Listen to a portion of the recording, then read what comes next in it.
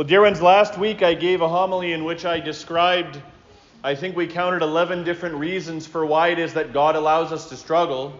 And I had told you that this Sunday I would take one of those reasons that often causes some confusion and consternation and expand upon it a bit.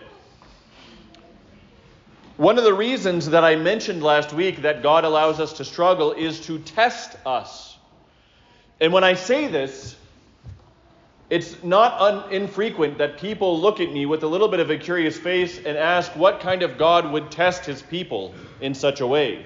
What does this mean to be tested by God? And of course, to be tested by God is not the same thing as man testing man. God does not do anything for his own sake. The idea that God would test us in order to discover how we would fare in this test doesn't make any sense, because God is the knower of all human hearts. He knows us far better than we know ourselves. He has no need to test us. So we know that in every single one of the reasons listed last week that God allows us to struggle, each one of them is for our benefit. And so then we, of course, have to ask, how could a test be for our benefit? How does that make sense? In human terms, when we're tested, it's to check our knowledge. We are tested in school to see if we have mastered the subject or not, or to what degree we've mastered it. But again, God has no need of this. He doesn't need to check our knowledge. He doesn't need to check our faith. He doesn't need to check our virtue, our love, our humility. He knows these things far more deeply than we know them ourselves. So if the test is for our benefit, how is that so? We see these tests all over the place in the lives of the saints. We see them in scriptures. Of course, probably the most obvious place to look would be Job in the Old Testament being tested. Today's gospel of Peter walking on the water is not described as a test, but one could view it as such. One of the most famous examples from the life of the saints is of St. Anthony the Great. St. Anthony, deep in the desert, struggling in a cave, one night had the demons appear to him in great hordes. There were multitudes of them. Some appeared as just pure demons. Some appeared as wild animals of the desert. Some appeared as mythical animals, ferocious, snarling, drooling, a truly fearful sight.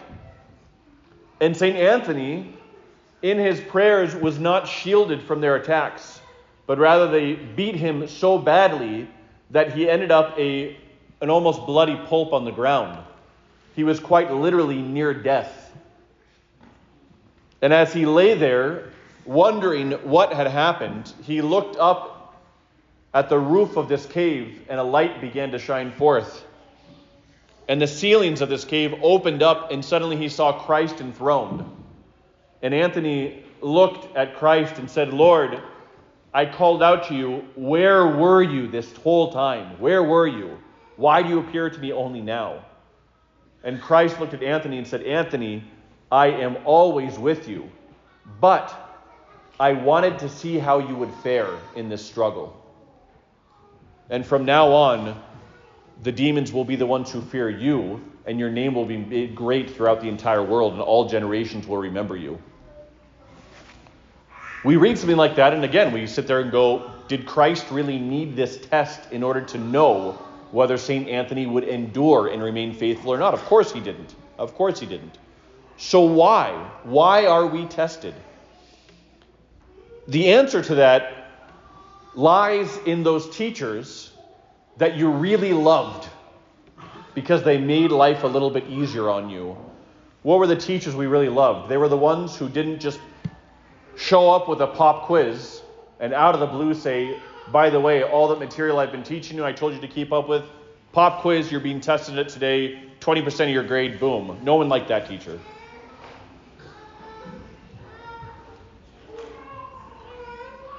We liked the teachers who would give us those hints and then just reveal to us what they were planning. And I had teachers like this, who while they were teaching, they would end the class by saying, "You know, if I were you, I would really study chapter 4 tonight, because there may or may not be a test tomorrow morning on it. And when the teacher would say that, you listened, and you went home and you studied. And you really loved the teachers who said, you know, if I were you, I would study chapter 4, and I would especially look at these 3 questions and these answers. And then that was exactly what was on the test. Those were the teachers you really liked. Christ does the same thing with us. We know that he watches us. We are the ones who forget the promise that he made to us and that we made to him. We're the ones who forget that at every moment his eyes are upon us. I know I told the story, it's been many years, so most of you have never heard this story, but when I was at a Russian monastery at one point, I was talking to a novice who was their cook. And the cook was telling me that in this particular monastery, if they found a Russian man who had lost his mind and had nowhere else to go, the monastery would take him in and care for him. And they would take in every sort. In one case, they had taken in a man who I saw who used to put on his military uniform from years before, and he'd walk around the refectory, very regal-like, marching through from one table to the next.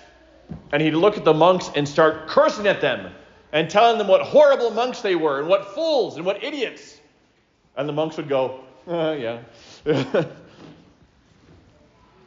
And the monastery just put up with having him there and being a disturbance. And when he became too much, they'd go to him and say, I think it's time to sit down and have a meal. And he'd sit and he'd be quiet.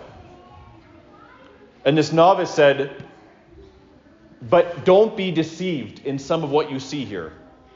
He said, for instance, take that elderly man over there. He was sitting next to you at the last meal, right? I said, yes. It was this elderly man with a very disheveled beard, hair going everywhere, gray.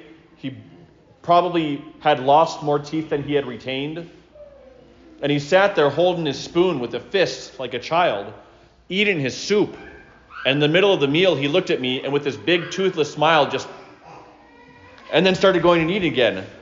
And you looked at him, and this novice said, you look at a man like this and all you think is, this guy's crazy.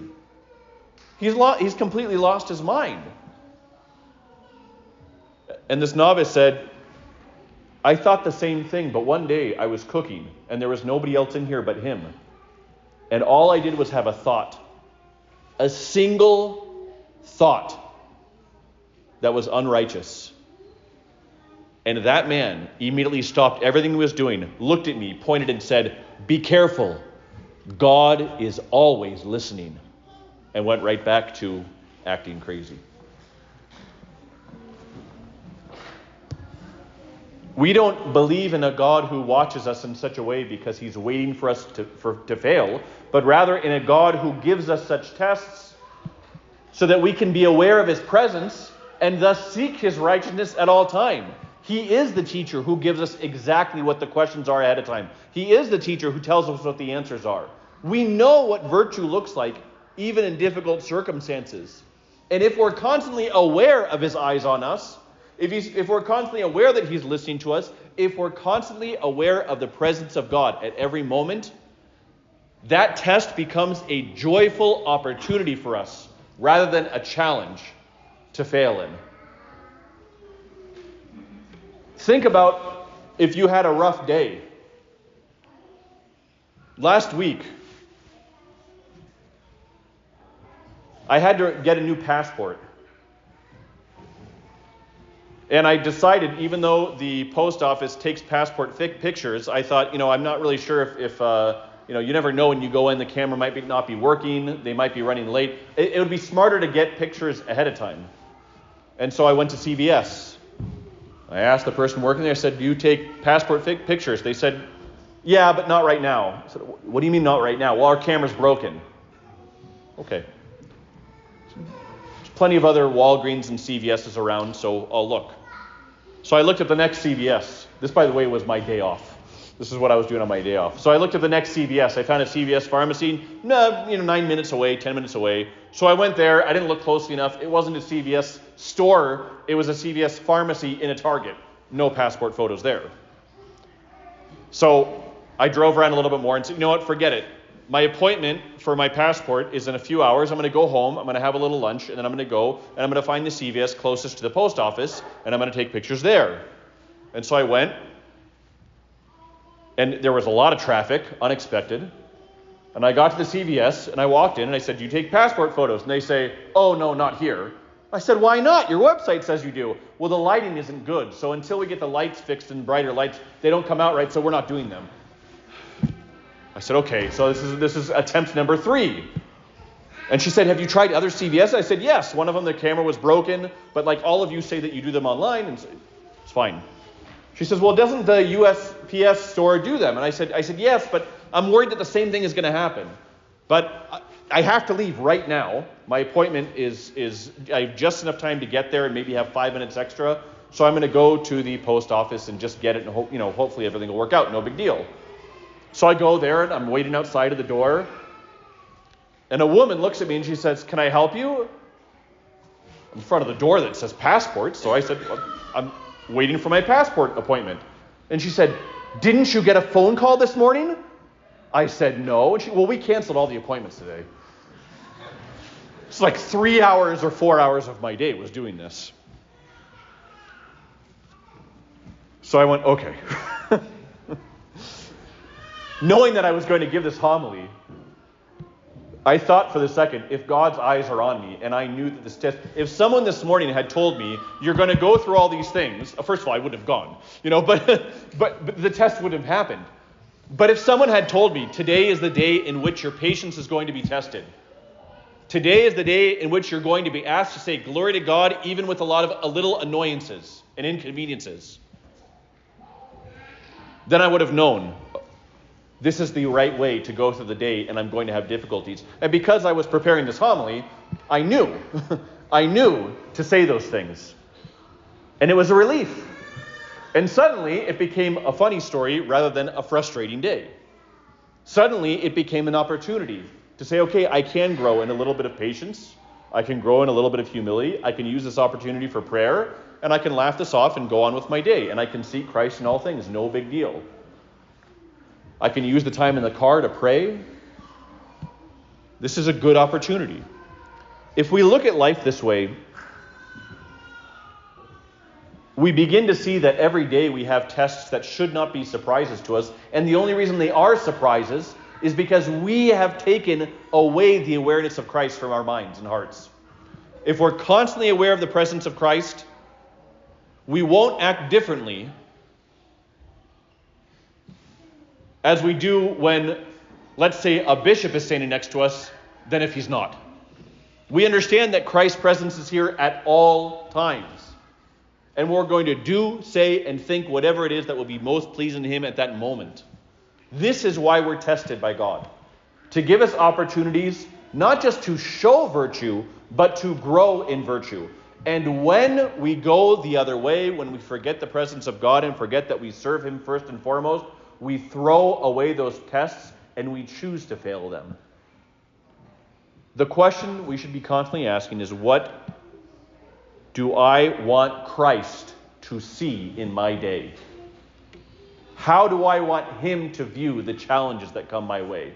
When I'm slandered, what do I want him to see in my heart? When things don't go my way, how do I want him to see me responding? When life throws a curveball, how do I want Christ to view the state of my heart? And if we learn to make that a constant question in our life, again, those tests become joyful opportunities to grow in virtue. This is what baptism means. We had these 2 beautiful baptisms today.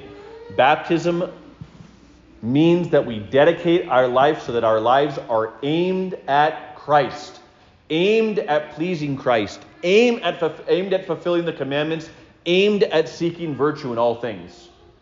What a silly thing for us to dedicate our lives to such tasks and then when given the opportunity to complain and become despondent.